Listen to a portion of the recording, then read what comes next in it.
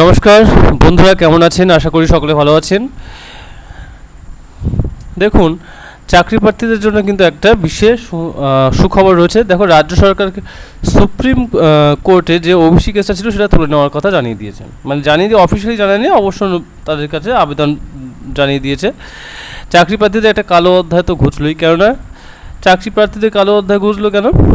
কারণ তোমরা সকলেই জানো যে 2023-এর নাগাদ ওই টাইমটাতে যে ওবিসি নতুন করে যে ওবিসিগুলো ধর্মের ভিত্তিতে বা যে সমস্ত ওবিসি নতুন করে ইনক্লুড করা হচ্ছিল আর কি, তা সেখানে হাইকোর্ট বলে দিয়েছিল যে ধর্মের ভিত্তিতে বা কোনো বিশেষ জাতির ভিত্তিতে এরকমভাবে কিন্তু ওবিসি ডিক্লেয়ার করা যাবে না কাউকে, তাই না?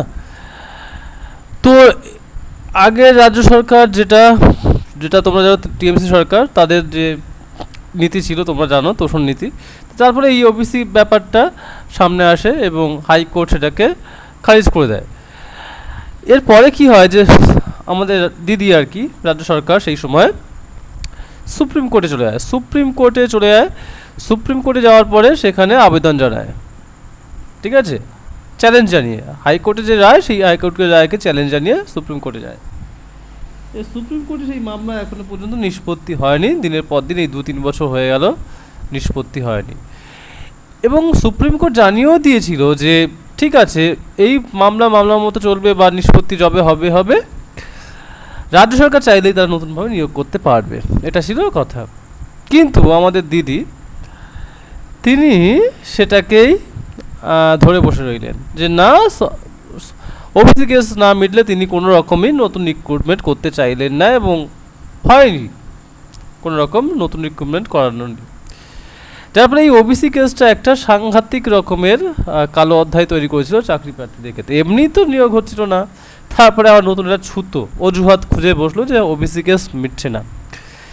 তো এই ওবিসি কেসের ব্যাপারটা ফাইনালি নতুন রাজ্য সরকার, বিজেপি সরকার, শুভেন্দু অধিকারী যে আমাদের মুখ্যমন্ত্রী নতুন, তার সরকার কি করলো যে সুপ্রিম কোর্ট অবশ্যই জানিয়ে দিয়েছে। তো অবশ্যই এটা একটা ভীষণ ভালো পজিটিভ দিক যে যত রকম দুষ্কর্ম, কুকর্ম, দুর্নীতি যা যা আছে, এই সরকারের প্রথমে এসেই সেইগুলোকে আস্তে আস্তে কারেকশন করার চেষ্টা করছে। তো সেক্ষেত্রে আমাদের কিন্তু তাদের সহযোগিতা করা উচিত। অনেকটাই সমস্যা ছিল, সেটা মিটে গেল। অবশ্য সমস্যা ছিল না, সদিচ্ছার অভাব ছিল। এখন সেটা তাদের সদিচ্ছার অভাব নেই, এখনকার সরকারে তারা তৎপরতার সাথে কাজ করছে।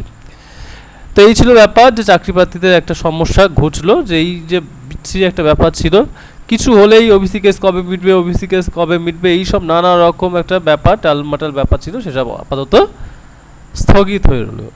আশা করি আপনারা ভিডিওটা বুঝতে পেরেছেন, টপিকটা বুঝতে পেরেছেন এবং চাকরি প্রার্থীদের নানা রকম সমস্যা, তাদের কথা, আপডেট এবং প্রিপারেশন সম্পর্কিত পড়াশোনার সমস্ত কিছু আপডেট পেতে এই চ্যানেলটাকে সাবস্ক্রাইব করুন, পাশে থাকুন।